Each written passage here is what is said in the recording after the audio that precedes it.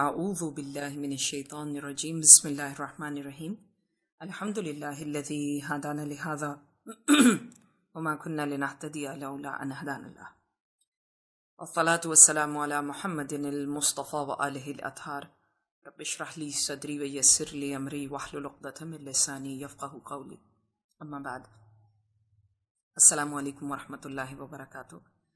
آج کے اس پروگرام کے لیے میرا موضوع رمضان المبارک اور سیرت اہل بیت علیہم السلام ہے۔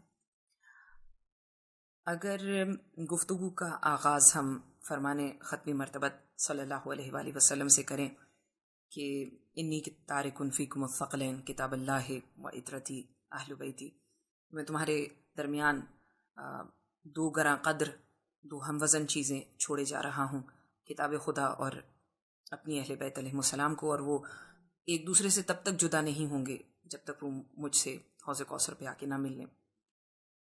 اگر اس کو ہم بنیاد بناتے ہوئے، اس فرمان ختمی مرتبت کو بنیاد بناتے ہوئے اپنی گفتگو کا آغاز کریں کہ اگر رمضان میں قرآن مجید کی اہمیت بہت زیادہ گنا بڑھ جاتی ہے، تو اسی طرح سے جس طرح سے ہم کہتے ہیں کہ رمضان قرآن کی بہار کا مہینہ ہے، تو اس فرمان ختمی مرتبت کو بنیاد بناتے ہوئے ہم یہ بھی کہہ سکتے ہیں کہ کیونکہ ان میں جدائی نہیں ہے اور ان کی اہمیت یکساں ہے، ایک جیسی ہے، تو رمضان اہل بیت علیہ السلام کی بھی بہار کا مہینہ ہونا چاہیے، ایک دوسرے میں ان میں جدائی نہیں ہو سکتی۔ اس کی ایک اگر مثال میں آپ کے سامنے پیش کر دوں کہ مثال کے طور پہ کہ رمضان کی اہمیت اتنی زیادہ ہے کہ اس کی ایک رات وما ادراک ما لیلۃ القدر، تمہیں کیا معلوم کہ لیلۃ القدر کیا ہے؟ لیلۃ القدر خیر من الف شہر، 1000 مہینوں سے بہتر ہے یہ رات۔ تو جو 1000 مہینوں سے بہتر رات ہو، اس کو کیسے درک کیا جا سکتا ہے، اس کی معرفت کیسے حاصل کی جا سکتی ہے؟ اور یہاں بھی ہم کیوں نہ ایسا کریں کہ اہل بیت علیہ السلام کے در پہ آئیں اور ان سے یہ سوال کر لیں۔ تو اہل بیت علیہ السلام ہماری ہدایت کریں گے۔ چھٹے امام جعفر صادق علیہ السلام ارشاد فرماتے ہیں، کہتے ہیں کہ اگر تم سمجھنا چاہتے ہو کہ شب قدر کیا ہے، کیونکہ خود پروردگار آپ سے سوال کر رہا ہے، وما ادراک ما لیلۃ القدر، تمہیں کیا معلوم کہ لیلۃ القدر کیا ہے؟ چھٹے امام اس مسئلے کو ہمارے لیے آسان فرما رہے ہیں اور اس آیت کی تفسیر بیان کرتے ہیں، ارشاد فرما رہے ہیں لیلۃ القدر ہماری جدہ، ہماری دادی جناب سیدہ طاہرہ سلام اللہ علیہا ہیں، اور مزید ارشاد فرما رہے ہیں لیلۃ القدر میں لیل یعنی رات جناب سیدہ ہیں، اور قدر خود پروردگار ہے، یعنی پروردگار کی وہ رات جو 1000 مہینے سے بہتر ہے، اگر انسان اس طرح سے استفادہ کرے جیسے اسے کرنا چاہیے، تو یہ رات جناب سیدہ طاہرہ ہیں۔ تو کیوں نہ خود جناب سیدہ طاہرہ کی سیرت سے دیکھ لیا جائے کہ رمضان کو ہمیں کیسے گزارنا چاہیے۔ جناب سیدہ ہمارے لیے اس مسئلے کو بہت ہی آسان فرما دیتی ہیں کہ بی بی اپنے خطبے میں ارشاد فرما رہی ہیں، جب بی بی نے ہر عبادت کے متعلق کچھ نہ کچھ ارشاد فرمایا تھا، تو بی بی نے ارشاد فرمایا کہ روزے کو پروردگار نے تمہارے لیے اخلاص پیدا کرنے کا سبب قرار دیا ہے، یعنی تمہارے اندر اخلاص پیدا ہو، یہ روزہ تمہارے اوپر اس لیے فرض کیا گیا ہے۔ یعنی کہ اس مہینے کا ایک نتیجہ یہ ہونا چاہیے کہ ہمیں اپنی عبادات میں اخلاص نظر آئے، اور واقعاً ایسا ہونا چاہیے، کیونکہ جتنی بھی عبادتیں ہیں وہ کچھ نہ کچھ کرنے کا نام ہے، اور انسان جب کچھ کرتا ہے تو اس میں کہیں نہ کہیں اور خدا نہ خواستہ کچھ دکھاوا یا ریاکاری کہیں نہ کہیں آ جاتی ہے، اور جس کی وجہ سے اخلاص انسان کا کم ہو جاتا ہے۔ لیکن روزہ ایک ایسی عبادت ہے جس میں انسان نے کچھ کرنا نہیں بلکہ کچھ نہیں کرنا ہے، کچھ نہ کرنے کا نام روزہ ہے۔ اور اگر کسی کے سامنے آپ بیان نہیں کریں گے کہ آپ نے روزہ رکھا ہوا ہے، تو کسی کو پتہ بھی نہیں چلے گا کہ آپ روزے سے ہیں۔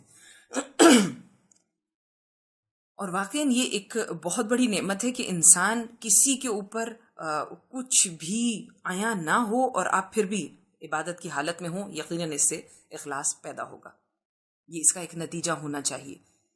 یہ اخلاص پیدا کرنے کے لیے انسان اپنے آپ کو ایک ٹریننگ سے، ایک تربیتی پروگرام سے گزارے گا۔ اس ایک مہینے میں، اس 30 دن میں، 29 یا 30 دن جتنے بھی اس کے ہوں، اس ان ایام میں انسان اپنے آپ کو ایک تربیتی ورک شاپ آپ سمجھ لیں، جس سے انسان اپنے آپ کو گزارے گا اور اس تربیتی کام میں، اس ورک شاپ میں، اس ٹریننگ میں کس طرح سے آپ کو وقت گزارنا ہے، یہ بھی اہل بیت علیہ السلام ہی ہمارے لیے آسان کر دیں گے اس مسئلے کو۔ اگر ہم آئیں سیرت اہل بیت علیہ السلام کی جانب اور دیکھنے کی کوشش کریں کہ انہوں نے رمضان کو کس طرح سے گزارا، تو آپ دیکھیں گے 5 چیزیں اہل بیت علیہ السلام کثرت سے رمضان المبارک میں کیا کرتے تھے۔ اس میں سے پہلی چیز جو کثرت سے وہ کیا کرتے تھے وہ ہے طلب قرب پروردگار۔ ویسے تو انسان عمومی طور پہ اطاعت خداوندی کے ذریعے قرب پروردگار کو حاصل کرنے کی پورا سال کوشش کرتا ہی ہے، لیکن روزہ ایک ایسی عبادت ہے جس میں بالخصوص انسان اطاعت خداوندی کے ذریعے قرب پروردگار کی کوشش کر رہا ہے، اور یقیناً روزے میں اتنی طاقت ہے کہ یہ انسان کو قرب پروردگار عنایت کر دے۔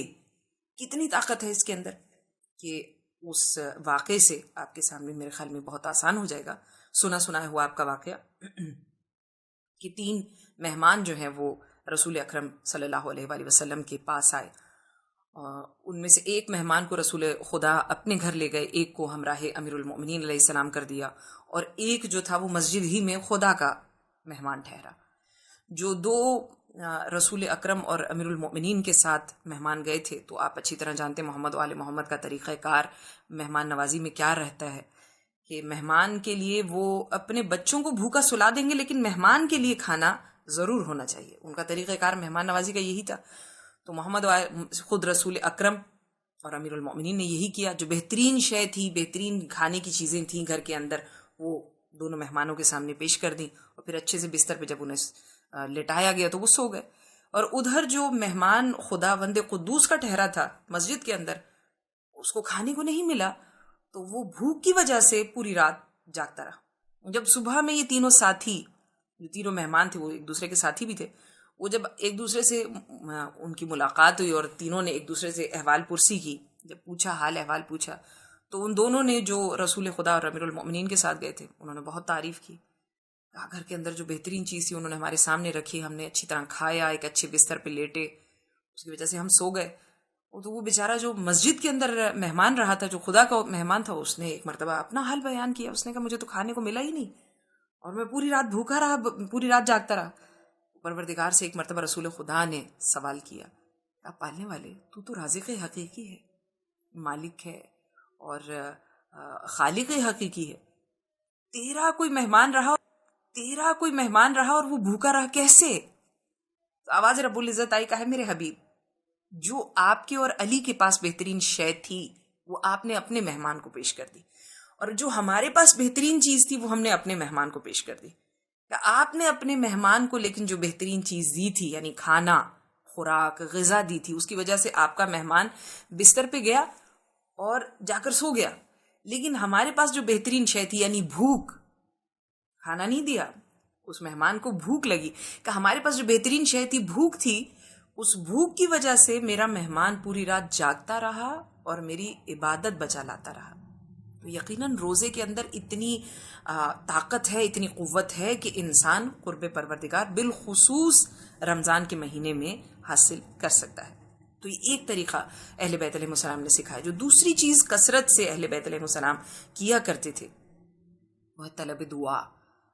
طلب دعا واقعاً اس کا ایک حق بنتا ہے کہ انسان رمضان کے مہینے میں جب اتنی عبادت کر رہا ہے تو وہ پروردگار سے مناجات کرے۔ اور آپ دیکھیں گے کہ اہل بیت علیہ السلام کی جتنی مناجات اور دعائیں اور اعمال رمضان کے مہینے کے لیے ہیں، شاید ہی کسی دوسرے مہینے کے لیے ہوں۔ بے انتہا اس میں جو ہے وہ دعائیں ہمیں تربیت، ہمیں تعلیم کی گئی ہیں اہل بیت علیہ السلام کی طرف سے۔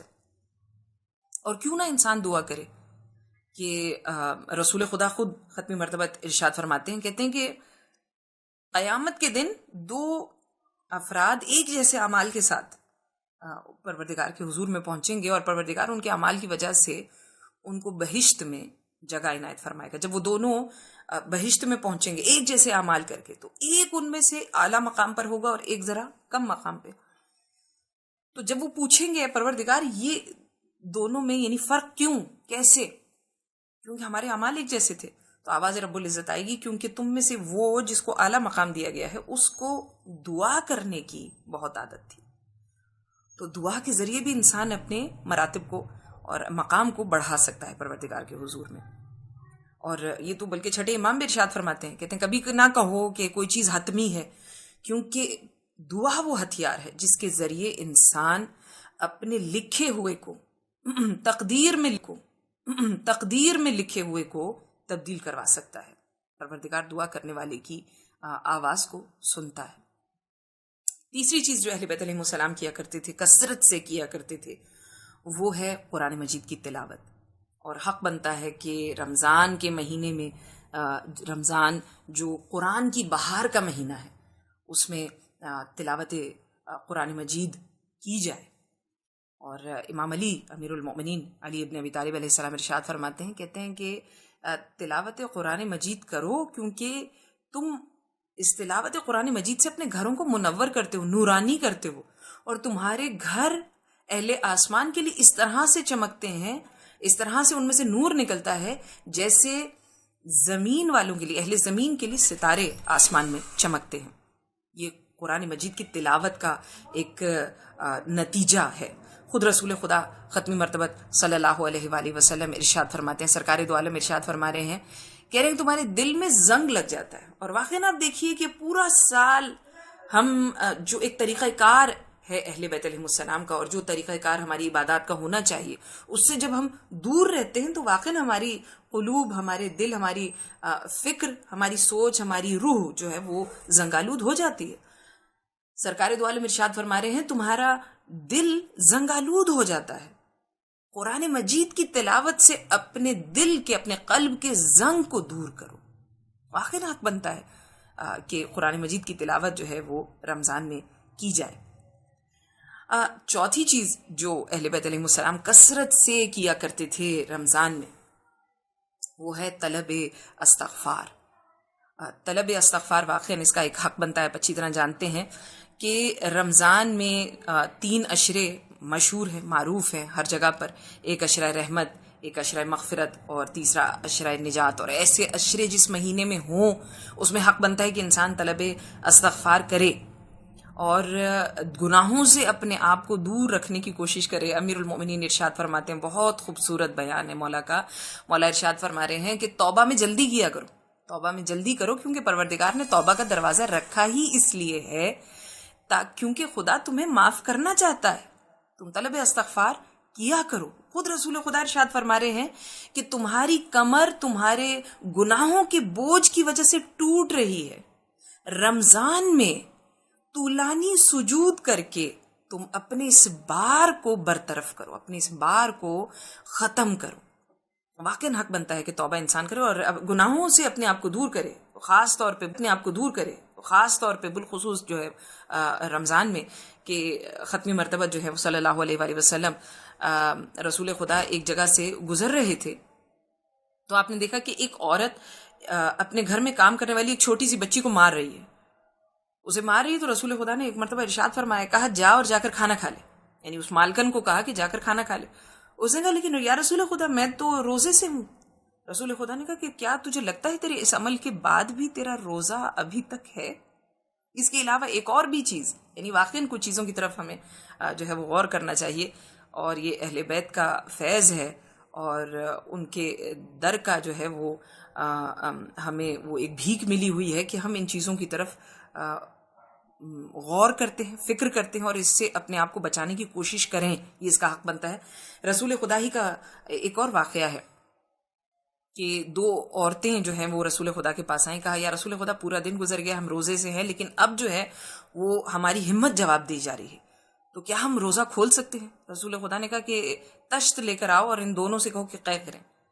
جب ان دونوں نے قے کی تو گوشت کے ٹکڑے, تازہ گوشت کے ٹکڑے ان کے شکم میں سے نکلے.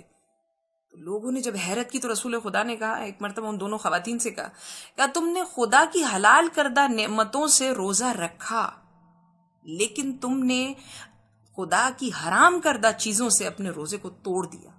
یعنی اپنے مومن بھائی یا بہن کی تم نے چغل خوری کی تھی, اس کا جو کیونکہ چغل خوری کرنا ایسے ہے جیسے آپ نے اپنے مومن بھائی کا جو ہے وہ گوشت چبا لیا ہو، تو کہا کہ وہ تمہارے شکم سے نکلا ہے.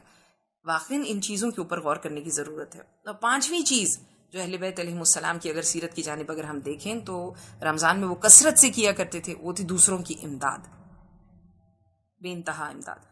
چھٹے امام جعفر صادق علیہ السلام ارشاد فرما رہے ہیں، اس مسئلے کو آسان کرتے ہیں ہمارے لیے. ارشاد فرما رہے ہیں کہ روزہ واجب کرنے کی ایک وجہ یہ بھی ہے کہ پروردگار عمرا اور غربا کے درمیان میں فاصلے کو کم کرنا چاہتا ہے. کیوں؟ کیونکہ پورا سال عمرا اس درد کو محسوس نہیں کر سکتے جو غربا محسوس کر سکتے ہیں، یعنی بھوک کی اور بھوک و پیاس کی شدت اور اس کے درد کو، اس اذیت کو. کہ لیکن رمضان میں عمرا، اس امت کے عمرا روزہ رکھ کر بھوک و پیاس کی تکلیف کو محسوس کر سکتے ہیں، اور اس تکلیف کو محسوس کرنے کے بعد پھر وہ غربا کی اور مستحقین کی مدد کے لیے کوشاں اور سرگرداں ہو سکتے ہیں. یہ سب چیزیں ہمارے لیے ہیں، وگرنہ اہل بیت علیہ السلام کا تو طریقہ کار یہ ہے، سیرت یہ ہے کہ ایک کنیز تھی، کنیز امیر المؤمنین علی ابن ابی طالب علیہ السلام. کیا کہتی ہے میں نے مولا امیر المؤمنین کے شعبان اور رمضان میں کوئی فرق نہیں دیکھا، ایک جیسے تھے، یکساں تھے. ان کی اپنی سیرت جو ہے وہ ایسی ہے کہ ان کے رمضان اور شعبان میں کوئی فرق نہیں ہے. ان کے لیے عید کے معنی کیا ہیں؟ ہمارے لیے تو عید الفطر ایک آتی ہے پورے سال میں، وگرنہ ان کی جو فکر ہے وہ کیا ہے؟ وہ یہ ہے کہ امیر المؤمنین ارشاد فرما رہے ہیں، کہہ رہے ہیں ہر وہ دن جب تو گناہ نہیں کرتا وہ عید کا دن ہے. تو ان کے اپنے لیے تو ایسا ہی ہے، لیکن یہ ساری ٹریننگ، یہ ساری تربیت، یہ سارا کچھ ہمارے لیے، انہوں نے ہمارے لیے ایک سبق، ایک طریقہ کار ہمارے لیے چھوڑا کہ شاید ہم سمجھیں. یہ سب ہمیں تاکید کرنے کے لیے تھا، وگرنہ ان کی جو اپنی سیرت ہے، جو ان کا اپنا طریقہ کار زندگی کا ہے، حیات طیبہ ان کی ہے، وہ بہت الگ ہے. اور پھر بھی ایک آخری ایک پیغام اگر میں آپ کو دے سکوں کہ یہ سب چیزیں ہماری ٹریننگ، ہماری تربیت کے لیے، اور ہمیں اس تمام ٹریننگ اور تربیت کے بعد محسوس ہونا چاہیے بالفاظ جناب سیدہ طاہرہ کہ ہمارے اندر اخلاص، ایک نتیجہ ہونا چاہیے اس رمضان کا. ہم اس رمضان کی طرف جا رہے ہیں اور اس کا استقبال کرنے کی طرف ہم جا رہے ہیں. اس میں محسوس ہونا چاہیے کہ واقعی میرے اندر اخلاص پیدا ہوا، اور یہ سب چیزیں جو اہل بیت علیہ السلام نے ہمیں سکھائی ہیں وہ سب چیزیں میرے اندر بیدار ہوئیں، اس کا ایک نتیجہ مجھے ملا، میرے اندر اخلاص پیدا ہوا. اگر نہیں تو یہ مت سمجھیے گا کہ یہ سب چیزیں معذاللہ ان کے اندر اس بیان میں کوئی جھول ہے. یہ مثال کے طور پہ کہ بھئی نماز تو جو ہے فحشاء اور منکر سے بچاتی ہے، لیکن میں تو دیکھتی ہوں کہ میں مصلی عبادت پہ گئی اور پھر اس کے بعد جب اٹھ کر آئی تو دوبارہ وہی منکرات جن میں ہمیں مبتلا نہیں ہونا چاہیے، خدا نخواستہ اس میں ہم مبتلا ہیں. تو کیا نماز کو جب بچانا چاہیے تو کیوں نہیں بچا رہی؟ کیا معذاللہ یہ بیان غلط ہو سکتا ہے؟ روزے کو مجھے نار سے، جہنم کی آگ سے بچانا چاہیے، اور روزہ میرے اندر زہد و تقوی پیدا کرے، پرہیزگاری پیدا کرے.